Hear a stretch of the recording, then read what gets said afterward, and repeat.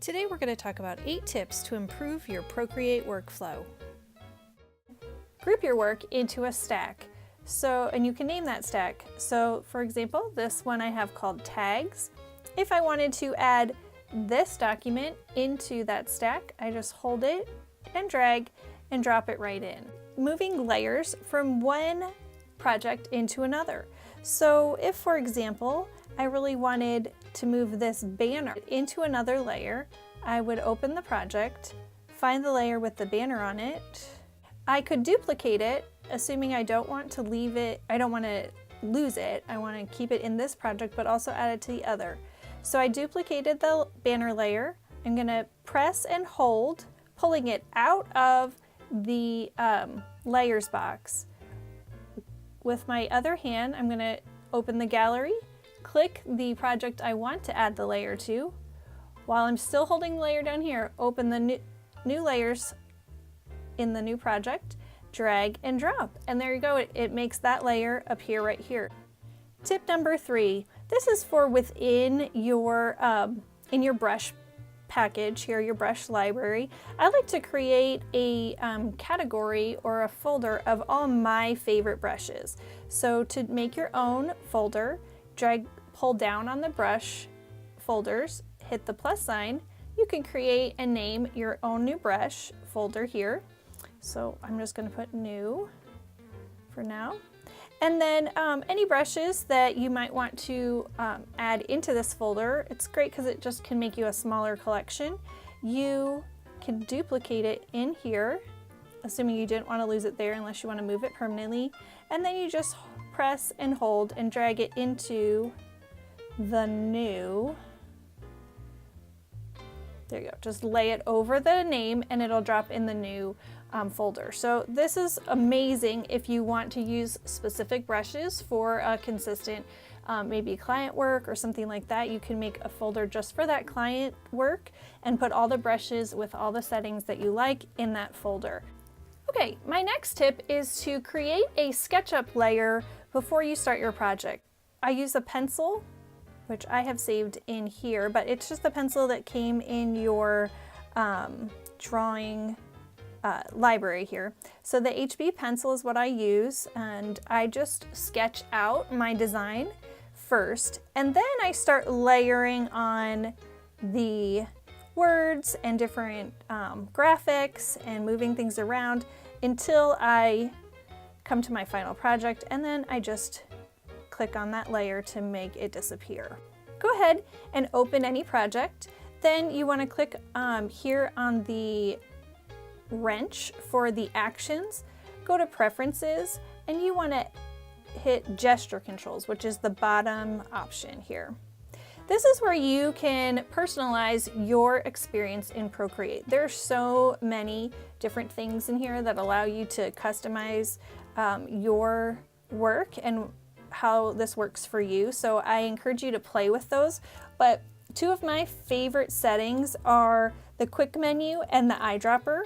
So if you click on quick menu, I have it set at touch and hold, and I have it pretty short at 0.2 of a second before it gets started. I'll show you how that works. But I do have touch and hold turned on here, and it will only let you set one gesture to one control. So if you try to set another gesture to that control, it'll tell you that there's an error there. My other favorite gesture setting is the eyedropper, and I have that set to touch. So let me show you how that works within Procreate.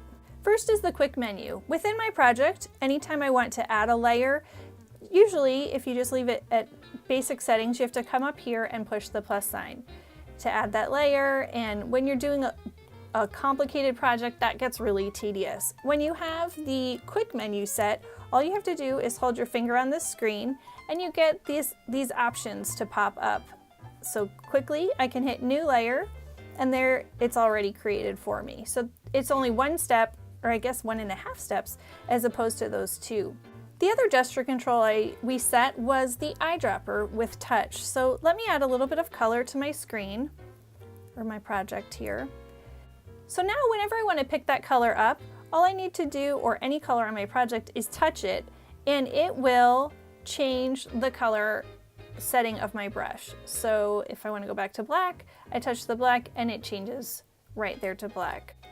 This brings me to my next favorite new tip, creating an on-screen palette. So when we're using that touch control, it allows us to skip the step of opening up our palettes.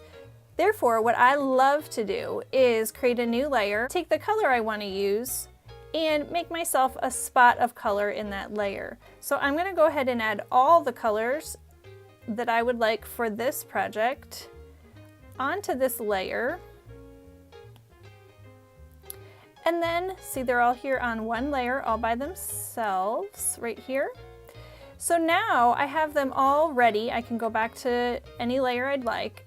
I have them all ready to change my color. So let's like this. When I'm ready to use that blue color, I just touch the blue dot, and then I'm ready to color in there. And then I can click the light blue, and I can use that light blue in here, and I can even go to the yellow and add that yellow or use it anywhere in my project. And then when I'm done, I just make that disappear. You can even delete it.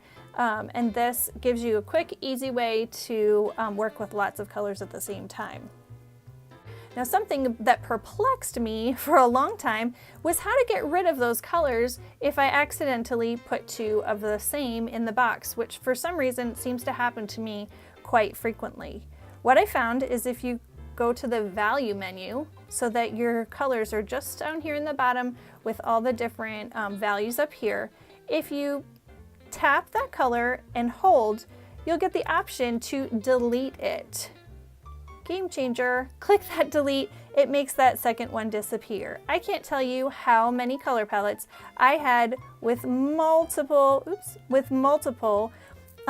like reds or 5 blacks in them because I couldn't figure out how to delete them. Well, I hope these 8 tips really helped make your Procreate experience better, and I look forward to learning from you. So send me a link to your favorite Procreate tips and ask any questions if you'd like me to share some more with you. Thanks for watching. Have a great day.